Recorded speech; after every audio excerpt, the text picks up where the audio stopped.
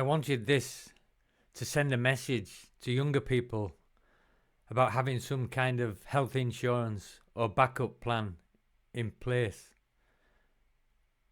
But I've got a feeling it's going to turn into a bit of a rant. I've just worked out that I've paid about, on average, £150 a week tax over the last 6 months.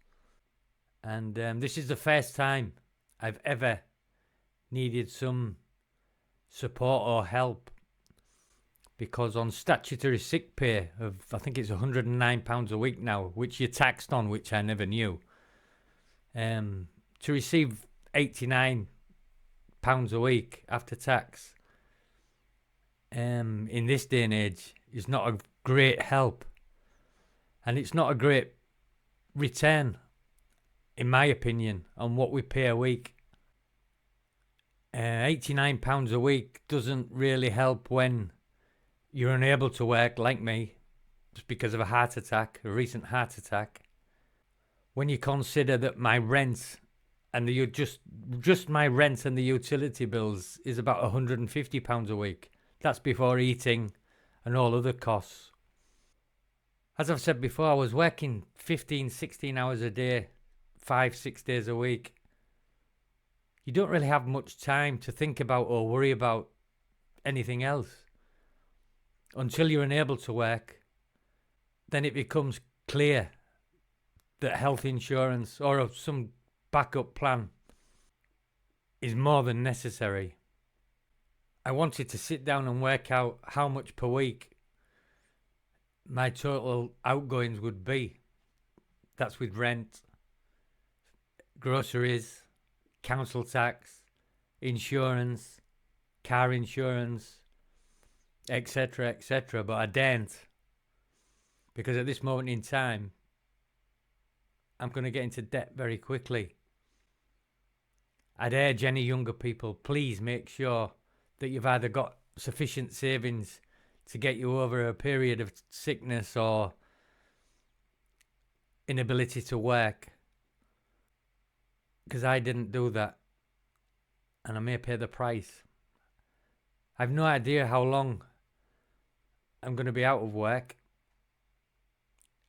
and I wonder whether I can return to my old job.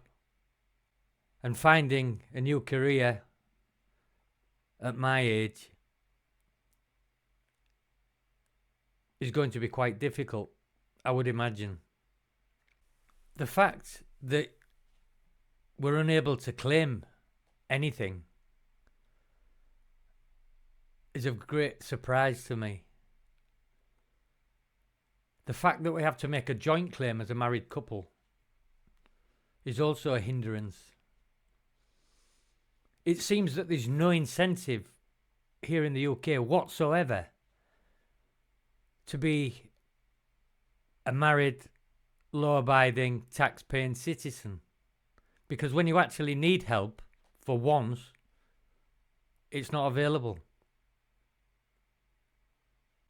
My wife works part-time for the local social services.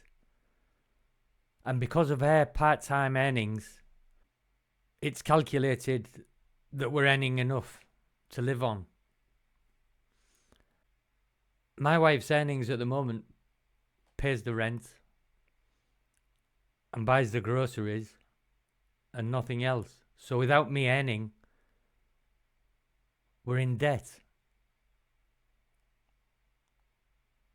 When you look at how the gas prices have doubled, how car insurances and vehicle insurances are going through the roof, I really wonder, suppose we're supposed to survive.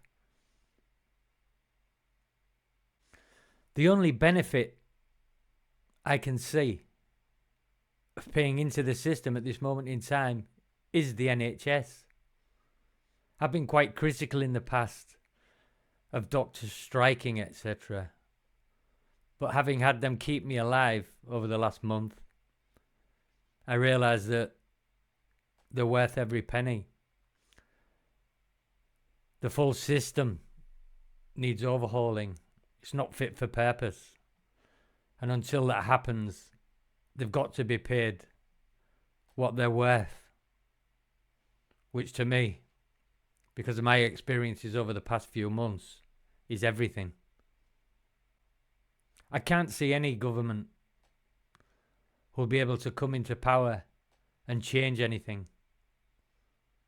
It seems we're all going to hell in a handcart. The system's just so unfair. And it seems we're duped into thinking that we're all well off and we've never been so comfortable, when in fact it's questionable. To work hard 15, 16 hours a day, 6 days a week, sleeping in a lorry, as I have done 5 nights a week, leading to a heart attack, is not worth it. So once again, I'd urge anybody, any young person, take out some health insurance and make sure you're covered should anything happen. I've always been quite a carefree person and just got by.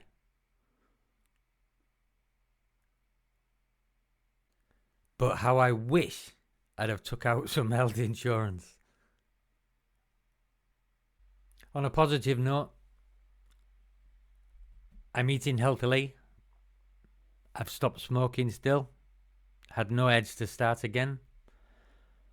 Had no alcohol. I've cut out this cheap supermarket bread. Well, I've cut out bread altogether, as a matter of fact. And I'm just trying to source some authentic whole grain bread. I may have to start making it myself. So if anybody fancies giving me any ideas, drop me a line. Or maybe I can make it myself. I don't know. Bread makers, recipes. Help me out. Taking these 9 or 10 tablets a day has been okay. I'm getting used to it now, I think. But my hands and feet are still very cold. And I still get a bit short of breath. That's my only main symptom at the moment.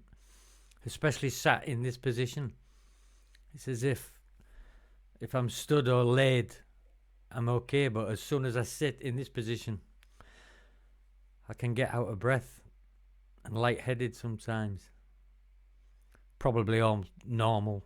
As I say, it's only been a month since the heart attack. I'm just waiting to hear from the cardiac rehabilitation team. Hopefully they'll have a look at me and see if I can do a bit more. I've been walking about 15-20 minutes a day at a steady pace,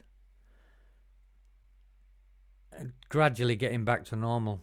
Although I'm not sleeping too good. I can sleep for an hour and then I'm wide awake.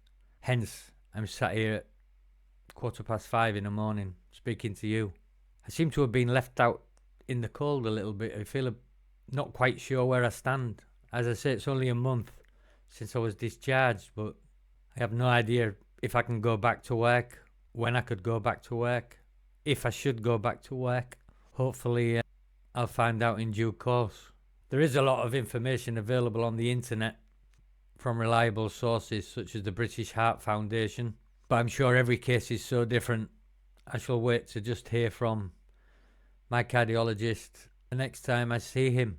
I would hope to return to my job as a lorry driver when I'm fit enough, but considering it's that lifestyle that led me to be ill, I'm debating whether that's a good idea.